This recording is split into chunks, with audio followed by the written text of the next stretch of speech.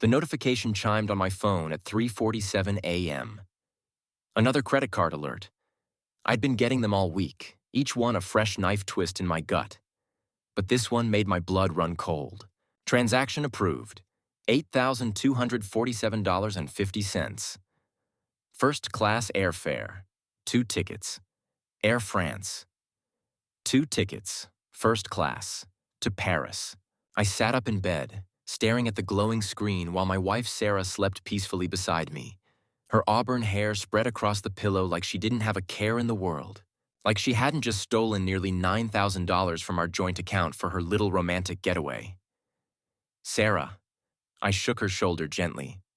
Sarah, wake up. She stirred, those green eyes fluttering open with practiced innocence. What's wrong, honey? Interesting charge on the credit card. Want to explain this? I held up the phone. She blinked at the screen, and I watched her mind work, calculating her next lie. Oh, that. It's for my girls' trip with Jessica. Remember? I told you about it last week. Jessica. I nodded slowly. Right. Your girls' trip. Yes, David. God, you're so paranoid lately. We decided to splurge a little, treat ourselves. It's been a hard year. If you're enjoying this already, smash like, subscribe, and most importantly, give this video a hype. And I want to know, where are you watching from? Drop your city or country down in the comments. I love seeing how far these stories travel. Hard year. That was rich. It had been hard because she'd been sneaking around with Marcus for the past 6 months, thinking I was too stupid to notice. The late nights at the office. The new lingerie she thought I wouldn't see in the laundry. The way she'd started saying we about things that didn't include me. Well, I hope you and Jessica have a wonderful time, I said, settling back into bed. When do you leave? Tomorrow evening. The flight's at 8. She rolled over, pulling the covers up to her chin. I should probably get some sleep. Absolutely. You'll need your rest. She was snoring again within minutes. I lay there in the darkness, my mind racing. Tomorrow evening. That gave me exactly 16 hours to decide what to do with this information. I'd called in sick to work the next morning, something I'd never done for anything less than food poisoning or a family emergency. But this felt like both. Morning, sweetheart, Sarah said, breezing into the kitchen in her silk robe, the one Marcus had probably seen more than I had lately. Coffee smells amazing. Made it extra strong today, I replied, not looking up from my laptop. Thought you might need the energy for packing. You're so thoughtful. She kissed the top of my head, and I felt my skin crawl. I'll probably be running around all day getting ready. You know how it is. I do indeed. After she left for her errands, probably saying goodbye to Marcus, I opened the airline's website and pulled up our account. My fingers trembled slightly as I navigated to the booking details. There it was, 2 first-class tickets to Charles de Gaulle Airport. Departure, 8:15 p.m. Passengers, Sarah Matthews, my wife, and Marcus Chen, her soulmate, apparently. The return flight was booked for 10 days later. 10 days in the city of light, spending my money, laughing about what an idiot her husband was. I could practically see them toasting with champagne at 30,000 feet, planning their little romantic adventure while I sat at home like a fool. I stared at the screen for a long time, my coffee growing cold in my hands. I could cancel the tickets, get the money back, minus the fees, confront her when she tried to leave for the airport, make a scene, file for divorce, or I picked up my phone and dialed the airline's customer service line. Good morning, this is Air France. This is Marie speaking. How may I assist you today? Hi, Marie. This is David Matthews. I'm the primary cardholder on account number. I rattled off the numbers. I need to make some changes to a booking. Of course, Mr. Matthews. May I have your confirmation number? I gave her the details, my heart pounding as she pulled up the reservation. I see here you have 2 first-class tickets departing this evening for Paris. What changes would you like to make? I took a deep breath. I need to change the destination. Change the destination? May I ask, to where? I'd been thinking about this all morning. Where could I send them that would be educational? Somewhere they'd never planned to go. Somewhere that would make them appreciate just how much they'd taken for granted. Ulaanbaatar, I said. I'm sorry. Could you repeat that? Ulaanbaatar, Mongolia. That's the destination I want. There was a pause. Mr. Matthews, I should let you know that changing to that destination would require different aircraft and routing. There would be additional fees and… Money's not an issue. How much? Let me check. With the routing through Moscow and the destination change fee, it would be an additional $1,200. Perfect. And I'd like to remove the return flight booking as well. Another pause. Remove the return flight entirely. That's correct. Make it one-way tickets to Ulaanbaatar. Are you certain, sir? This is quite an unusual change. I'm absolutely certain. My wife is very interested in experiencing different cultures. I think she'll find Mongolia enlightening. Very well. I've made the changes. Your new total is $9,447.50. Is there anything else I can help you with today? Actually, yes. I'd like to add a note to the booking. Can you do that? Of course. The note should read, "Surprise destination change courtesy of your loving husband. Enjoy the adventure. Love, David." I could hear her typing. Added to the booking notes. Will there be anything else? That's everything. Thank you so much for your help, Marie. You're welcome, Mr. Matthews. Have a wonderful day. Sarah came home around 4, loaded down with shopping bags and humming what I recognized as their song. Some cheesy pop ballad she and Marcus probably danced to in hotel rooms. Successful day? I asked from the couch, where I'd been pretending to watch TV while actually monitoring our bank accounts. Very. Got some new outfits for the trip. Paris fashion, you know? She held up a flowing dress that probably cost more than my monthly car payment. What do you think? I think you're going to make quite an impression wherever you end up. She beamed at me, completely missing the carefully chosen words. You're the best, David. I know I don't tell you enough, but I really do appreciate how understanding you are. Understanding. Right.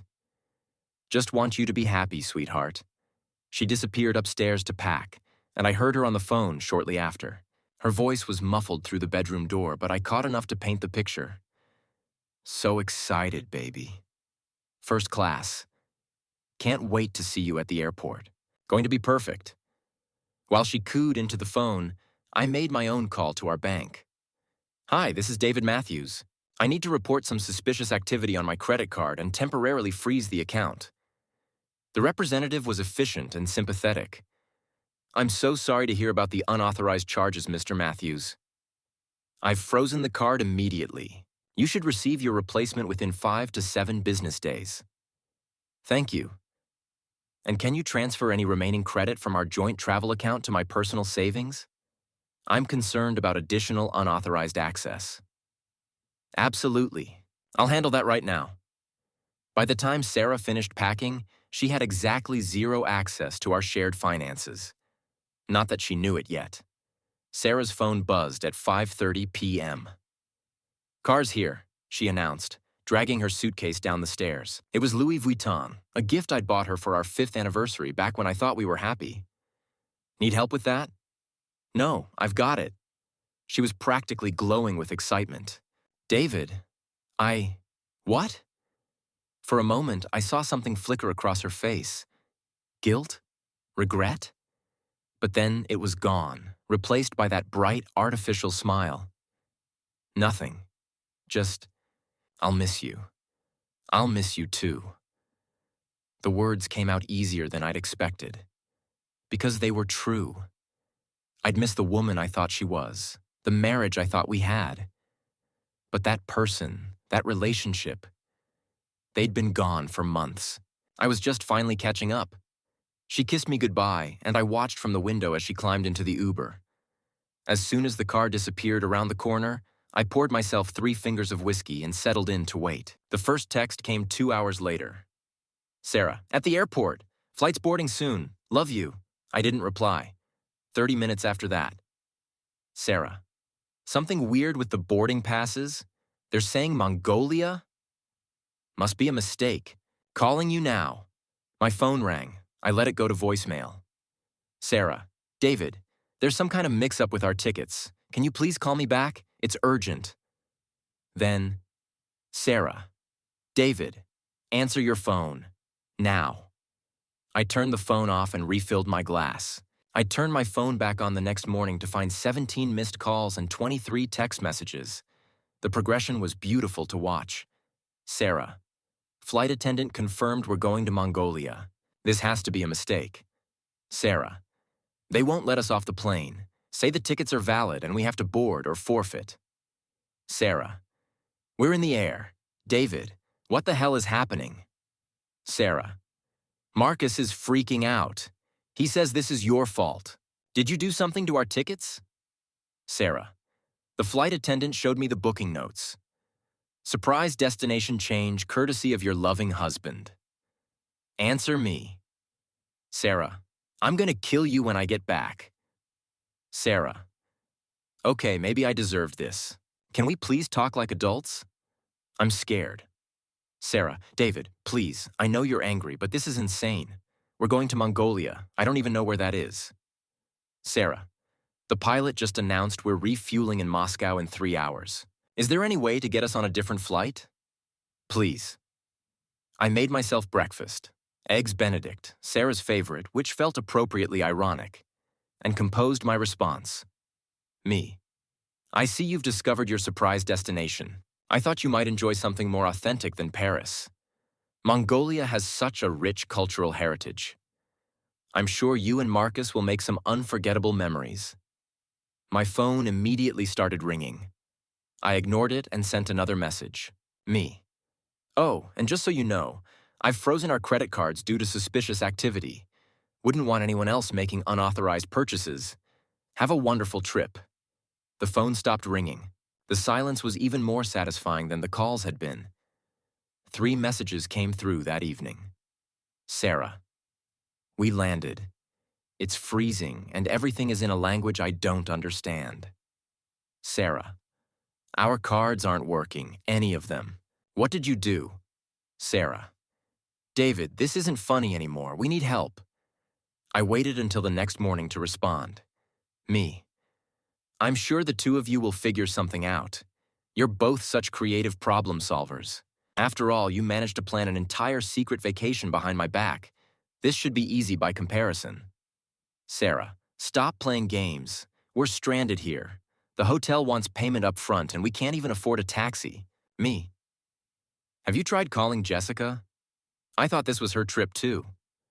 The typing indicator appeared and disappeared several times before her response came through.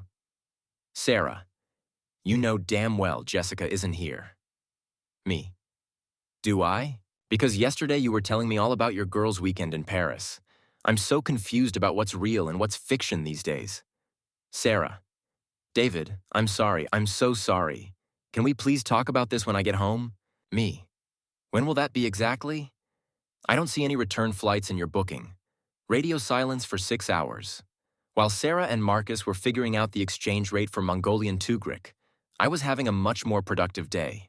My lawyer, Patricia Chen, no relation to Marcus, thankfully, had been expecting my call for weeks.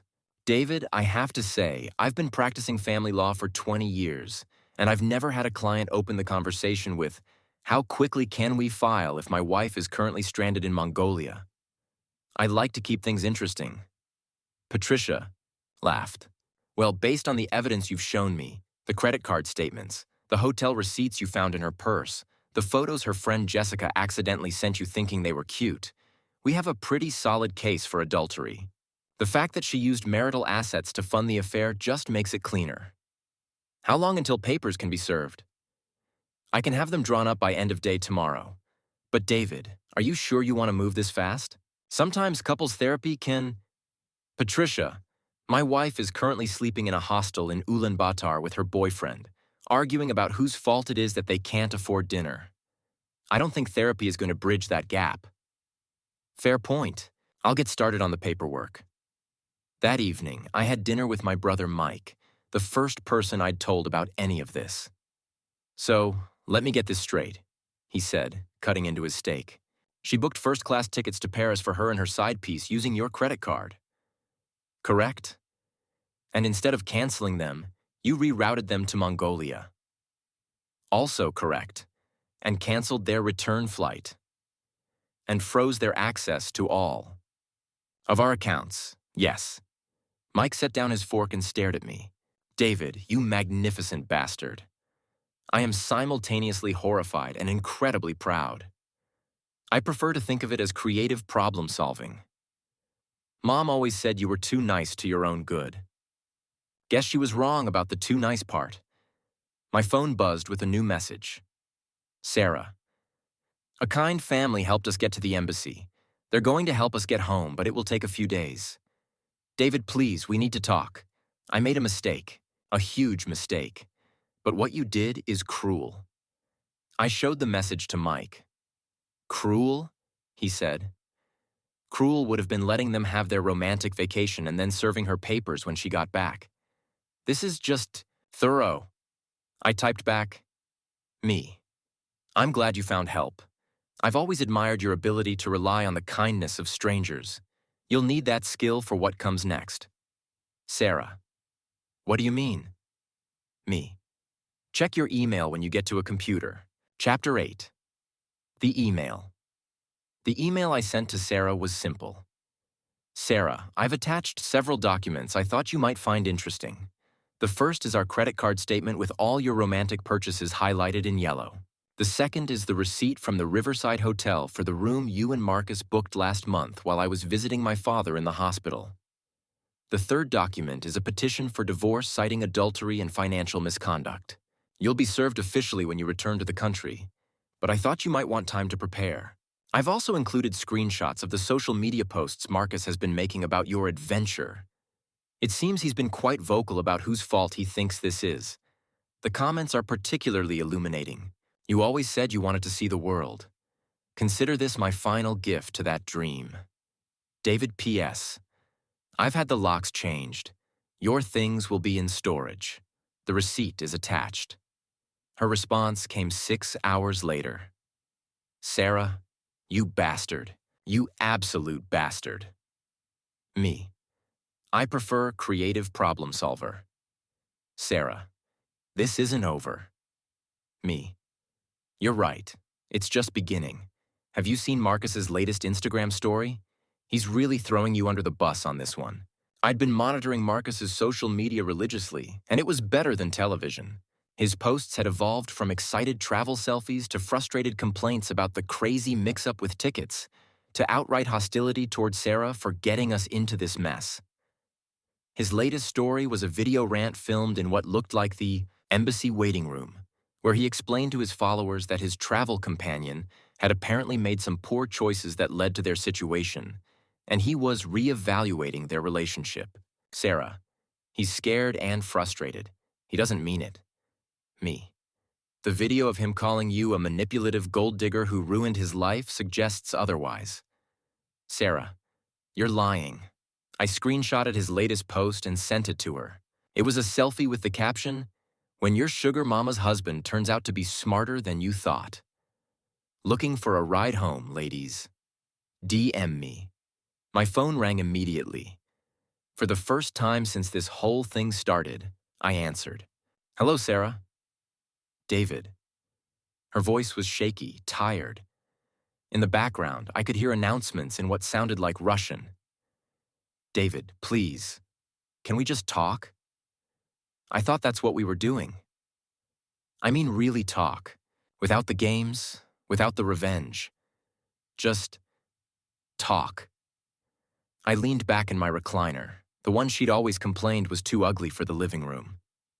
Okay, let's talk. When did it start? Silence. Sarah? 6 months ago. It started 6 months ago. At the company retreat. Yes. And you've been lying to me for 6 months. David, I never meant for it to happen. It just what? Just happened? You just accidentally started screwing your coworker? You just accidentally charged $8,000 to my credit card? You just accidentally planned a romantic vacation while I was at home, thinking we were working on our marriage. I know how it sounds. How it sounds. Sarah, you stole from me. You lied to me for half a year. You made me feel crazy for noticing that you'd checked out of our marriage.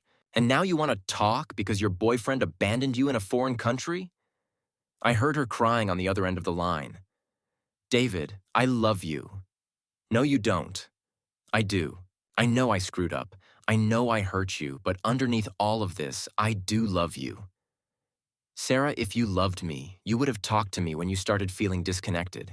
If you loved me, you would have gone to counseling when I suggested it 3 months ago. If you loved me, you wouldn't have spent the last 6 months making me feel like I was losing my mind. I was scared. Of what? Of admitting that I wasn't happy. Of hurting you. Of changing everything. So instead, you decided to hurt me worse and change everything anyway, just without giving me a choice in the matter. More silence. Sarah? I'm here. What you did to me, what you both did, it's unforgivable. Not because you fell out of love with me. That happens. Not even because you fell for someone else. That happens too. But because you turned me into a fool in my own life. You made me doubt my own perceptions. You made me feel like I was going crazy while you were living a double life.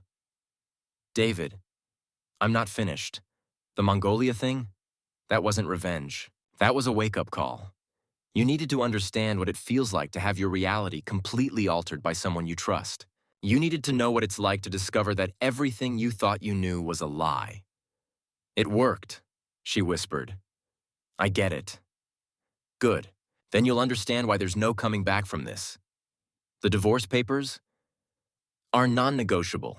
Patricia says we can have this wrapped up in 60 days if you don't contest it. What if I do contest it? Then it'll take longer and cost more, but the outcome will be the same. Sarah, it's over. It was over the moment you decided that Marcus was worth more than our marriage. She was quiet for a long time. When she finally spoke, her voice was small and defeated. How do I get home, David? The same way you got there. Figure it out. I hung up. Sarah made it home 4 days later. I knew because Mike called me from the airport. She looks like hell, he said. Lost weight, dark circles, Marcus is nowhere to be seen. He caught a flight back 2 days ago, posted about it on Instagram. Something about cutting his losses. Brutal. She'll be served the papers tomorrow. Patricia's process server is very thorough. And you're okay with all this? No second thoughts? I looked around the house. My house now, according to the papers Patricia had filed. It was quieter than it had been in months, but it was also cleaner, more honest. The lies that had been poisoning the air were gone. I'm better than okay, Mike. I'm free. Chapter 10. The Confrontation. She came to the door 2 days later. I watched through the window as she tried her key, realized it didn't work, and finally rang the bell. When I opened the door, Mike was right. She looked terrible.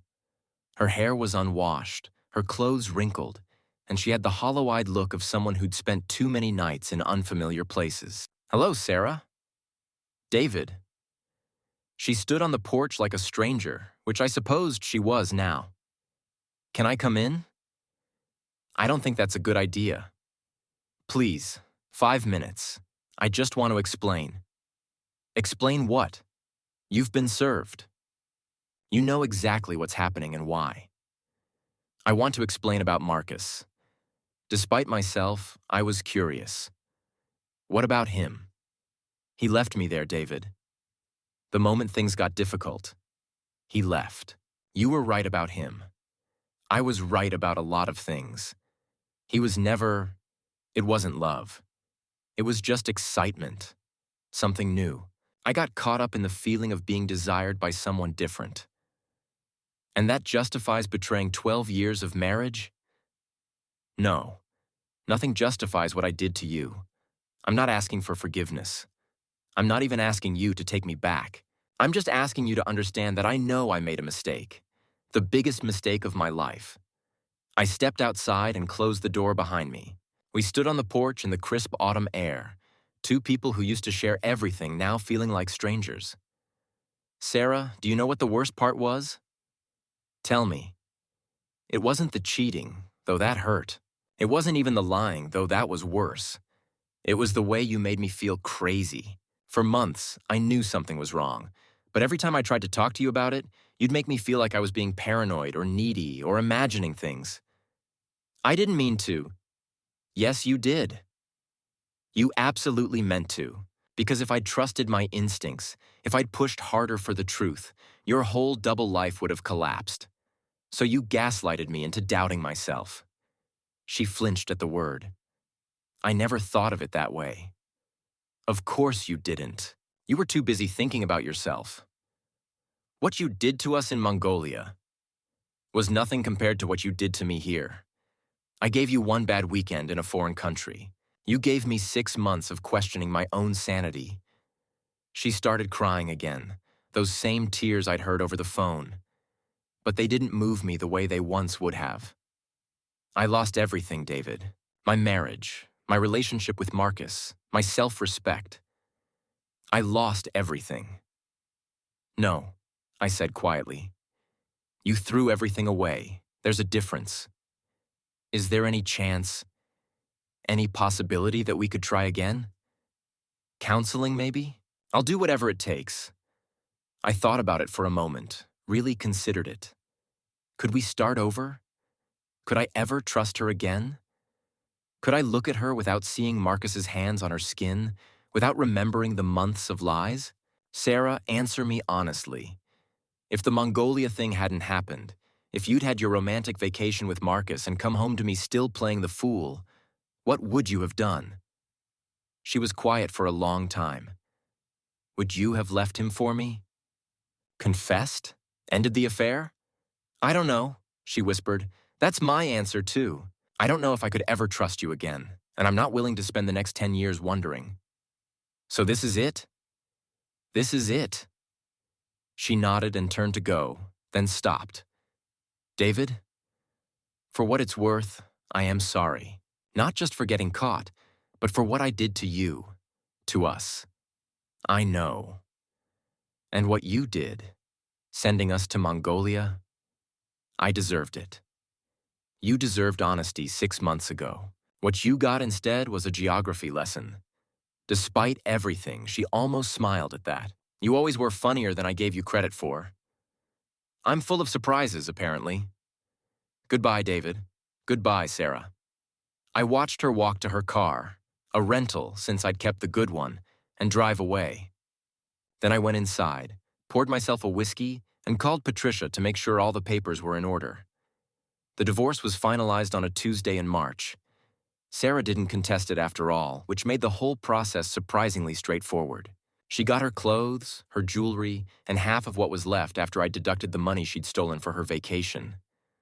I got the house, the better car, and my self-respect back. Mike and I were having drinks that evening to celebrate, or maybe just to mark the end of an era. Any regrets? He asked. About the divorce? None. About Mongolia? I thought about it. I regret that it came to that. I regret that she put me in a position where I felt like I had to do something so dramatic to get her attention. But no, I don't regret sending them there. They needed to understand what it felt like to have their world turned upside down by someone they trusted. Think they learned anything? Marcus learned not to mess with married women whose husbands have access to airline booking systems. Mike laughed. And Sarah? Sarah learned that actions have consequences, even when you think you're being clever enough to avoid them. My phone buzzed with a text from an unknown number. I almost ignored it, but something made me check. Unknown. This is Jessica. Sarah asked me to send this. She wanted you to know that Marcus got fired last week. Apparently the HR investigation into workplace relationships didn't go well for him. She thought you'd want to know. I showed the text to Mike. Justice served all around, he said, raising his glass. I'll drink to that. I was having lunch at the corner cafe near my office when she walked in. For a moment, I didn't recognize her. Sarah had cut her hair short, lost the extra weight she'd been carrying, and was wearing clothes I'd never seen before. She looked different. Healthier, maybe. She saw me immediately and hesitated by the door. I could see her debating whether to leave or stay. Finally, she approached my table. "Hello, David." "Sarah, you look good." "Thank you." "You too." She gestured to the empty chair across from me. "Mind if I sit for a minute?" I nodded, and she sat down carefully, like she was afraid sudden movements might spook me. "I got a job," she said. "Marketing coordinator at a nonprofit downtown. It's not much money, but I like the work." "I'm glad. I'm in therapy too. Have been since I got back from, well, you know." "That's good. How's it going?" "Hard. Really hard, but necessary." She fidgeted with her coffee cup. "Doctor, Martinez says I have issues with honesty and commitment that go way back. Daddy issues, basically. That's not really my problem anymore, Sarah." "I know. I'm not telling you because I want you to feel sorry for me or take me back or anything like that. I'm telling you because I owe you an explanation for why I did what I did." I waited. I never learned how to be honest when things got difficult. My whole life, whenever I was unhappy or scared or bored, I'd just escape. Find something new and exciting rather than deal with whatever was wrong. And Marcus was your escape from our marriage. From everything. From the pressure of being a wife. From the fear that we were getting older and more boring. From the panic I felt whenever I thought about spending the rest of my life in suburbia with the same person. So why not just ask for a divorce? Because that would have meant admitting failure. Admitting that I wasn't mature enough to make a marriage work. It was easier to pretend everything was fine while I explored my options. I considered this. It made sense in a selfish, cowardly way. What about now? Still running from things that scare you? Every day. But Dr. Martinez is helping me recognize when I'm doing it, and I'm trying to stay put and deal with things instead of finding escape hatches. Good for you. We sat in comfortable silence for a moment, watching other people eat their lunches and live their uncomplicated lives. "David?" "Yeah. I know this doesn't change anything, and I'm not saying it to make you feel guilty or anything, but what you did in Mongolia, it probably saved my life." I looked at her more carefully. "What do you mean?" "I mean, I was spiraling. The lying, the sneaking around, the constant anxiety of keeping track of different stories for different people. I was becoming someone I didn't recognize. Someone I didn't like. If you'd just divorced me quietly, I probably would have moved in with Marcus and kept making the same mistakes with him that I made with you. And instead, I got to see what kind of person he really was when things got difficult. And more importantly, I got to see what kind of person I'd become. Sitting in that hostel in Ulaanbaatar, arguing with a man who blamed me for everything while taking no responsibility for his own choices, it was like looking in a mirror. A harsh lesson. The kind I needed. I'd spent so long running from consequences that I'd forgotten they existed. She finished her coffee and stood up. "I should go. I just wanted to thank you." "Thank me?" "For caring enough to teach me something, even when I'd given you every reason to just walk away and let me figure it out on my own." I thought about that for a moment. "Sarah? Yeah? For what it's worth, I hope you figure it out. I hope you learn to be happy without hurting other people." "Me too." She smiled, and for just a second, I saw a glimpse of the woman I'd fallen in love with 12 years ago. "Take care, David." "You too." I watched her leave, then pulled out my phone and texted Mike. "Me. Just had coffee with Sarah. I think she's going to be okay." "Mike, and you?" The invitation came on a Tuesday. Inside, a card. "Sarah Matthews requests the pleasure of your company at her wedding to James Chen, no relation to Marcus." On the back, a note. "David. I know this might seem strange, but James and I would love to have you there. You were such an important part of my journey." Sarah, I stared at it a long time, remembering the lies, the betrayal, Mongolia, the divorce. and the 12 good years before that. Mike called. Please tell me you're not going to her wedding. She says the new guy isn't related to Marcus. David, you're insane. Maybe. But I'm curious. The wedding was simple, in a small garden. Nothing like ours had been. Sarah saw me the moment I slipped into the back row and gave me a smile I hadn't seen in years. She looked peaceful. James read his vows with quiet sincerity. Sarah's voice was steady when she said, "Love isn't about forgetting your problems. It's about facing them together." It twisted something inside me, not with jealousy, but recognition. That's what I had tried to give her. Later, she found me. "You came. I said I would. You were everything a husband should be," she said softly, but I wasn't ready for that kind of love. And now I am. Then she asked the question I hadn't expected. "Do you forgive me?" I thought of Mongolia, of betrayal, of gaslighting, and realized, yes, I did. "Yes, I forgive you," she cried. James joined us, shook my hand. "I've heard a lot about you. Mostly good things." After the first dance, I slipped out. She called after me. "Thank you, David. For everything, even Mongolia." "Book your own tickets next time," I said. We laughed. That night, I sat on my deck with a whiskey. Patricia, my lawyer, called to tell me Sarah's final alimony payment had cleared. "You're officially free." Later, a text came from James. "Thank you for being there today. Sarah was right. You're one of the good ones." Me. "She doesn't need taking care of anymore. Just someone who makes her better." James. "I will. And that Mongolia move? Legendary." I smiled. For the first time in years, I felt real closure. The next morning, I booked a flight. This time for myself, somewhere warm and beautiful. Because if I'd learned anything, it was this: the best revenge is moving on and living well. And Mongolia? That had just been a nice touch.